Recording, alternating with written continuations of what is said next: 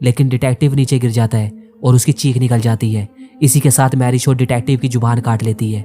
मैरियोन Jimmy को बताती है कि मैरी शो वापस लौट आई है। उसके बच्चे नहीं थे, सिर्फ पुतले थे और अब यहाँ पर कोई सुरक्षित नहीं है। अगर मैरी शो से छुटकारा चाहिए तो बिल्ली को दफना दो।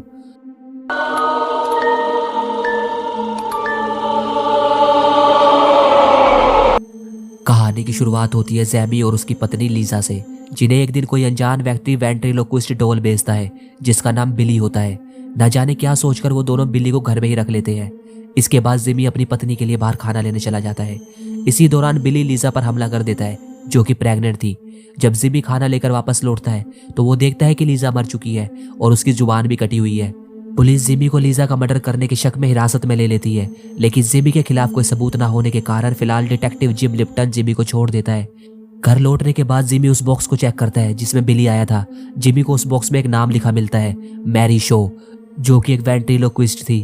वो जिमी के होम टाउन रेवंस फेयर में ही रहा करती थी, लेकिन अब वो इस दुनिया में नहीं है। जिमी इस रहस्य को सुलझाने के लिए रेवंस फेयर जाने का फैसला करता है। रेवंस फेयर पहुंचने पर जिमी देखता है कि अब ये शहर पुराना और उजाड़ हो चुका है। जिमी अपने डैड के घर पहुंचता है, जहां वो एला से मिलता है, जो उसे बताती है कि वो उसकी सौतेली माँ है। जिमी के डैड को 2 महीने पहले अटैक आया था, जिसके बाद से वो चल नहीं सकते। वो व्हील चेयर के सहारे ही चल सकते हैं। जिमी अपने डैड से पूछता है बचपन में जो पोएम उसकी माँ उसे सुनाती थी मैरी शो और उसके पुतलों के बारे में, वो उसके बारे में क्या जानते हैं। लेकिन इसका जवाब एला देती है। वो बताती है कि ये पोएम सिर्फ बच्चों को डराने और काबू में रखने के लिए सुनाई जाती थी, जिसमें कोई भी सच्चाई नहीं है। मगर जिमी को ऐसा नहीं लगता। यहाँ पर हमें यह भी पता चलता है कि जिमी के रिश्ते अपने डैड के साथ अच्छे नहीं है। इसके बाद जिमी वहां से चला जाता है और यहाँ रहने वाले मोर्टिशियन हेनरी वॉकर से मिलता है, जो लीजा के अंतिम संस्कार में उसकी हेल्प करेंगे। लीजा के अंतिम संस्कार में हेनरी वॉकर की पत्नी मैरियोन जिमी को बताती है कि मैरी शो वापस लौट आई है। उसके बच्चे नहीं थे, सिर्फ पुतले थे और अब यहाँ पर कोई सुरक्षित नहीं है। अगर मैरी शो से छुटकारा चाहिए तो बिल्ली को दफना दो। जिमी को कुछ समझ में नहीं आता आखिर मैरियोन कहना क्या चाहती है, लेकिन जिमी फिर भी मैरियोन की बात पर यकीन कर बिल्ली को दफनाने के लिए कब्रिस्तान लेकर आता है, जहाँ उसे कब्र के ऊपर बिल्ली लिखा दिखता है। जिमी उस कब्र को खोदता है। ये कब्र उसी पुतले की होती है। जिमी बिल्ली को दोबारा वहीं पर दफना देता है। इसके बाद जिमी घर वापस आता है और फ्रेश होने चला जाता है। जैसे ही जिमी बाथरूम से बाहर आता है तो सामने बिली होता है, जिसको डिटेक्टिव जिम लिप्टन निकाल कर ले आया था। और इधर हमें पता चलता है कि डिटेक्टिव जिम को अभी भी जिमी पर शक है और वो उस पर नजर रखे हुए है। जिमी डिटेक्टिव को बताता है कि ये मैरी शो का पुतला है और ये कहानी मशहूर है कि मैरी शो को देखने के बाद चिल्लाना नहीं चाहिए, वरना वो चिल्लाने वाले की जुबान काट लेती है। लेकिन डिटेक्टिव को जिमी की बातें बेतुकी लगती है। इसके बाद जिम बिल को उठाकर अपने साथ ले जाता है ताकि जिमी दोबारा बिल्ली को दफनाने ना ले जाए। लेकिन अगले दिन जब डिटेक्टिव घर नहीं होता तब जिमी उसके घर से बिल्ली को उठा लेता है और मैरी उनके घर पहुंचता है, जहां मैरी उनके पति हेनरी जिमी को बताते हैं बहुत समय पहले मैरी शो एक बहुत पॉपुलर वेंट्रिलोक्विस्ट थी। लोग उसे बहुत पसंद करते थे। एक दिन जब वो एक थिएटर में परफॉर्म कर रही थी तब ऑडियंस में बैठे एक बच्चे ने मैरी शो से कहा कि उसके होठ हिल रहे हैं। इस बात को मैरी शो अपनी बेइज्जती समझती है। उसके कुछ हफ्तों बाद वो बच्चा गायब हो जाता है और एक दिन मैरी शो की भी हत्या हो जाती है। उसे किसने मारा किसी को नहीं मालूम, लेकिन मैरी शो की एक आखिरी इच्छा थी कि उसको भी एक पुतला बना दिया जाए और उसके 101 पुतलों को उसके साथ दफनाया जाए, क्योंकि वो उन्हें अपना बच्चा मानती थी। तब हेनरी बहुत छोटा था और मैरी शो की लाश हेनरी के डैड के पास ही लाई गई थी। हेनरी ने अपनी आंखों से मैरी शो को पुतले के रूप में देखा है। मैरी शो को दफनाने के कुछ समय बाद ही लोगों की मौतें होने लगी और ये मौतें तब तक होती रहेगी जब तक वो अपना बदला नहीं ले लेती। ये सब जानने के बाद भी जिमी को समझ नहीं आ रहा कि उसको बिली नाम का पुतला किसने भेजा था। और इसी रहस्य का पता लगाने के लिए जिमी मैरी शो के घर जाने का फैसला करता है, लेकिन वो बिली को हेनरी के घर ही छोड़ जाता है। हेनरी उस पुतले को दफनाने का फैसला करता है, मगर इससे पहले हेनरी बिली को दफनाए उसके घर में अजीब अजीब घटनाएं होने लगती है। तभी हेनरी को मैरी शो नजर आती है, जिसे देखकर उसकी चीख निकल जाती है और मैरी शो हेनरी की जुबान काट लेती है। जब जिमी मैरी शो के घर पहुंचता है तो उसे एक बुक मिलती है जिसमें लिखा होता है एक परफेक्ट पुतला कैसे बनाए, और इसी बुक में एक पेपर कटिंग भी मिलती है जिसमें उस बच्चे के लापता होने की खबर छपी है, जिसने मैरी शो से कहा था कि परफॉर्मेंस के टाइम उसके लिप्स हिल रहे थे। बच्चे का नाम माइकल था। इसके बाद जिमी एक बार फिर से अपने डैड के घर आता है और माइकल के बारे में पूछता है। उसके डैड बताते हैं कि माइकल जिमी के दादा के भाई थे, यानी कि जिमी के डैड के चाचा।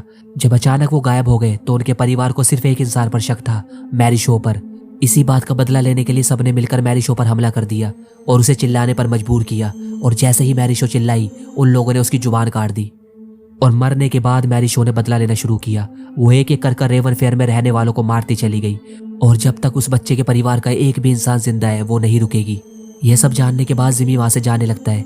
तभी डिटेक्टिव जिम वहां पर आ जाता है और जिमी को बताता है कि वो कब्रिस्तान गया था, मगर वहां से मैरी शो के 100 के 100 पुतले किसी ने निकाल लिए हैं और डिटेक्टिव को जिमी पर ही शक है। तभी एला जिमी को बताती है कि उसके लिए फोन है। फोन पर हेनरी होता है जो जिमी को कहता है कि वो प्रूव कर सकता है कि लीजा का कत्ल जैमी ने नहीं किया, लेकिन इसके लिए उसको पुराने थिएटर में आना होगा। जिमी डिटेक्टिव से रिक्वेस्ट करता है कि वो उसको थिएटर में जाने दे, लेकिन जब डिटेक्टिव उसकी बात नहीं सुनता तब जिमी उसे धक्का देकर वहां से भाग जाता है। डिटेक्टिव जिमी का पीछा करता है।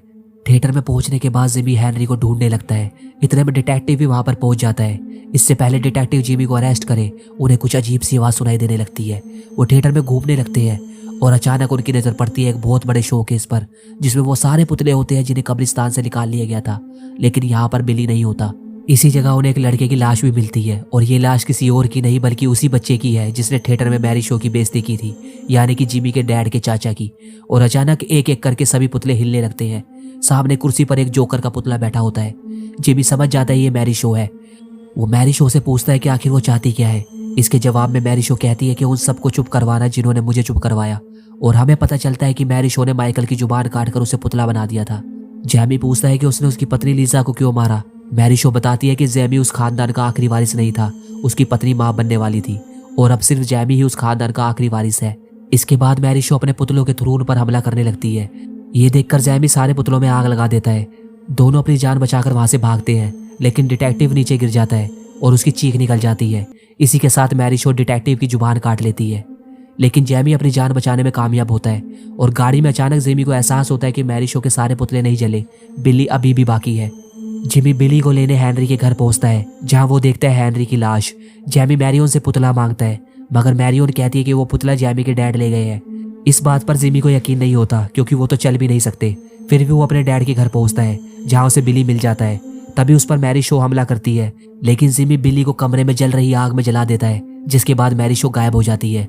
और तभी जैमी की नजर पड़ती है कमरे के दूसरी तरफ, जहां उसके डैड बैठे होते हैं। जैमी उनके करीब जाता है और उसे पता चलता है कि उसके डैड मर चुके हैं। लेकिन यहाँ खुलता है इस मूवी का सबसे बड़ा राज।